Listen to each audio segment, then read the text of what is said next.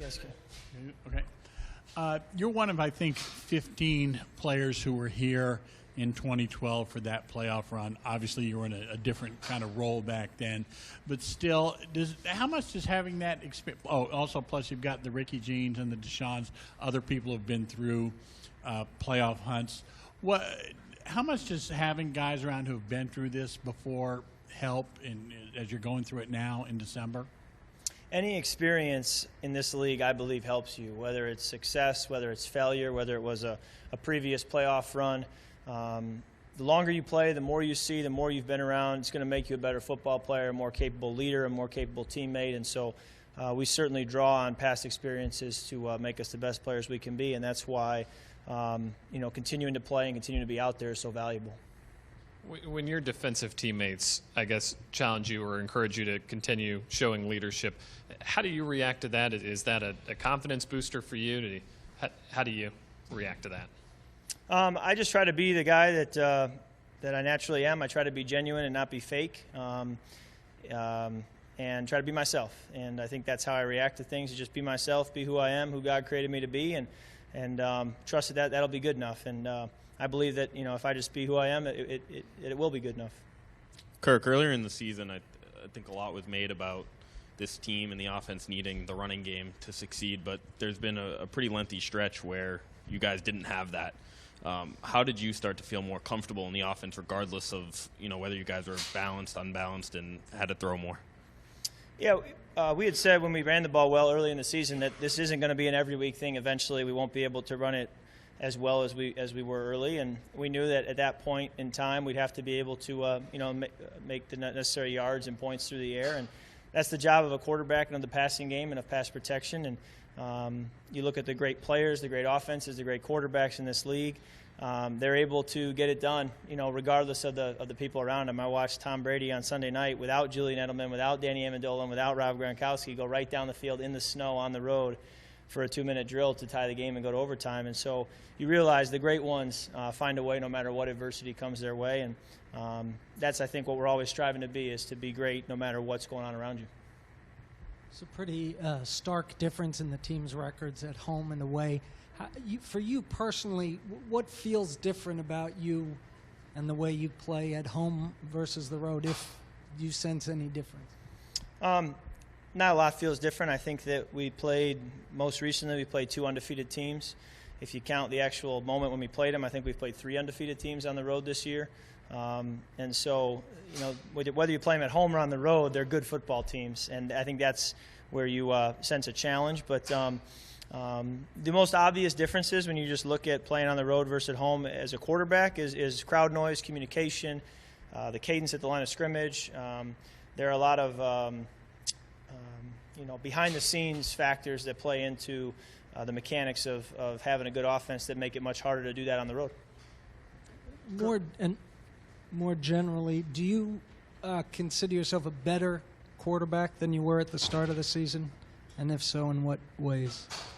I do. I think I'll be better, tomorrow than I was today. I'm better now than I was at the start of the season. I think it's because of experience. I think experience brings confidence. I think it also enables me to be a better decision maker, a better game manager as a result of being through situations. Whether I handled the situation correctly or I made a mistake in a situation, it enables you to say, okay, I've been here before. What's the proper decision? What's the proper approach in this situation? And the more experience you have, the better you play. So I do believe I'm better. All right. Kirk, I have 2 unrelated questions. The first, kind of playing off that, people have talked about your confidence level being up. Do you see that in yourself when you watch the games back? And what sort of plays do you see yourself now making just because maybe you do have more confidence? Yeah, your first question, I don't know that I'm a lot different. I think I'm just the same guy. I think this is a results-based business. When you win, the quarterback looks confident. When you lose, the quarterback looks like he doesn't know what he's doing. I just think that's the surface level approach. But when I look at myself, I think I've been pretty consistent all the way through. And like I said, try to stay process focused and let the results take care of themselves if I handle the process. Your second question, I'm forgetting. I didn't ask it yet. DeSean Jackson. DeSean Jackson, his impact just in the few games that he's been back. Have you seen the way defenses play you, et cetera? Have you seen a big impact with him on the field? To be honest, I haven't seen teams completely change or play out of their way to cover him. If you think about the Carolina game where we went deep to him for a touchdown, that safety did not cheat over the top of DeSean to take him away. He played it honestly. So there are times where maybe you'd think maybe they will and they don't. But I think corners, once they see what he's done on film, they're going to maybe play a little softer, maybe be ready to get out of their back pedal a little quicker, get on top of him a little faster.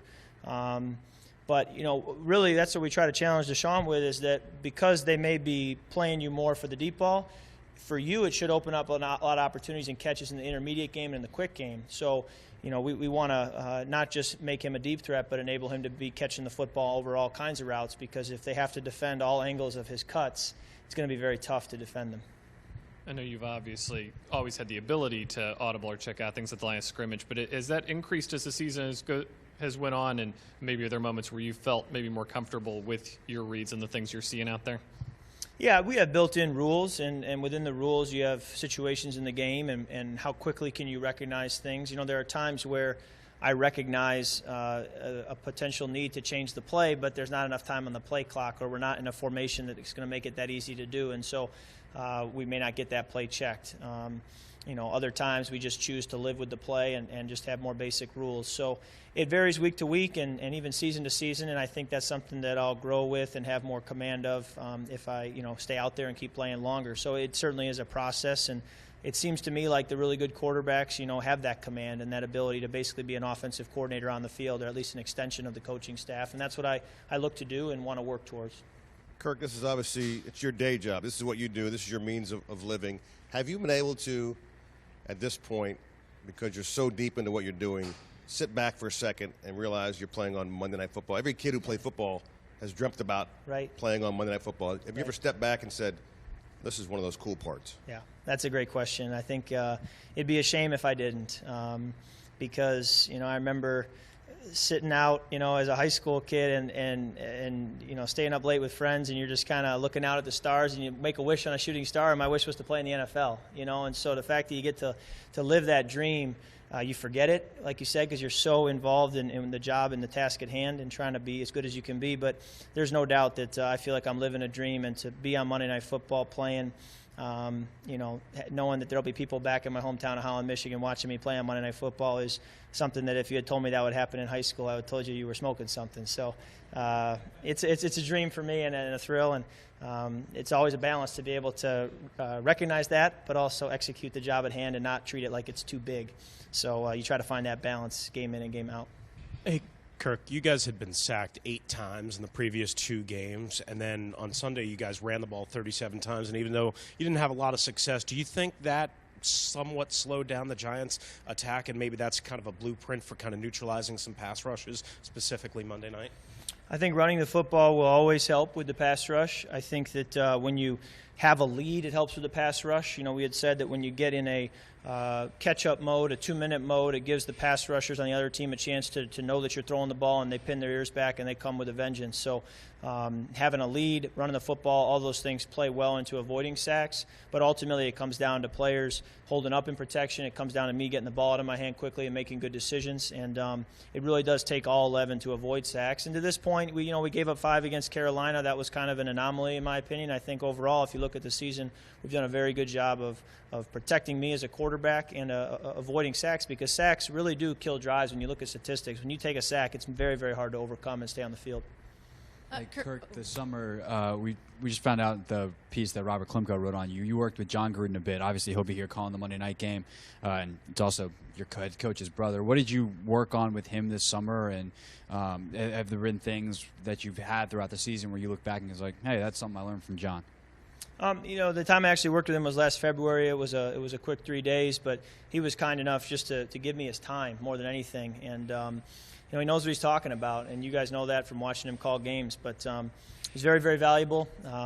It's something that I think helped get me started, kick-started this year from going back to the off season and getting ready for this season. And it's very, very valuable to take advantage of that time you have in the off season and try to go learn from whoever's available and pick their brain and have them be critical of you, really, and point out where you need to grow as a player, and to get that outside perspective. I thought was very valuable. Kirk, some of the guys in the locker room talked about the extra gear, the energy, maybe the focus they get from being the hunted now and not being the hunter, having a position of being on top and the favorite. How does it affect your game preps personally, maybe your motivation going into this week? Yeah, I personally don't feel like the hunted just because I feel like we have to win in order to get anything done. And when you look at our record the past couple of years, we're not in a position to really be the hunted. We are the hunters. And, the last thing I want to do is at all feel like we've arrived or feel complacent. So my mindset is, last week was an important game, but this week is just as important. And after that, next week will be as well. So, there is an energy, not so much as hunter or hunted. I think there's energy just because of what we have to play for and the fact that it's a meaningful game in December. And, we will be ready and charged up as a result. Hey, Kirk, why has the screen game worked so well lately, do you feel? It's a good question. I think it's a combination of getting the screens called at the right times against the right looks.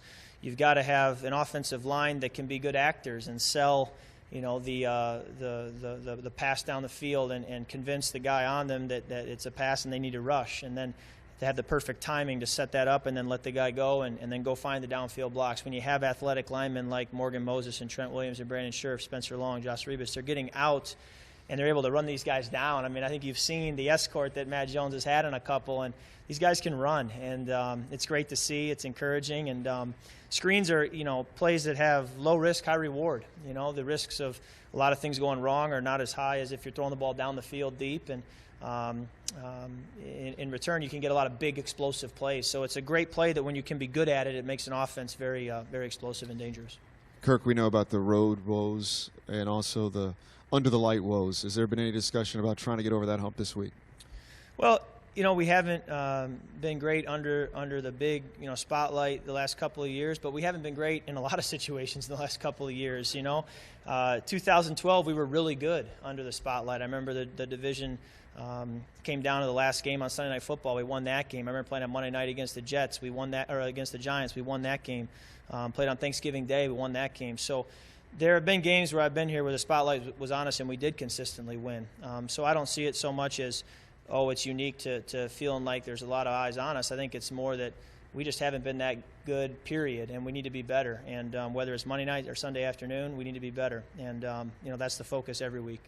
Kirk, not to harp too much on the home and away stuff, but other than the obvious of you guys having to play some pretty good teams on the road and being in an unfriendly environment, is there something that you feel changes maybe intentionally or unintentionally, whether it's preparation, focus, that makes it harder to come out? I don't think so. I think we've been very focused. If anything, you walk into an opposing team stadium and know that you have to be that much better, that much sharper, that much more on your game. And there is an attention to detail and discipline that has to be there. Clearly, it hasn't been there enough for us to come away with victories, but all the more reason to be hard on ourselves and get back to work. And hopefully, if we can get the right result Monday night, then next time we go on the road, search for that win. But one game at a time, one day at a time, and we'll see where we are at the end of this year. Yep.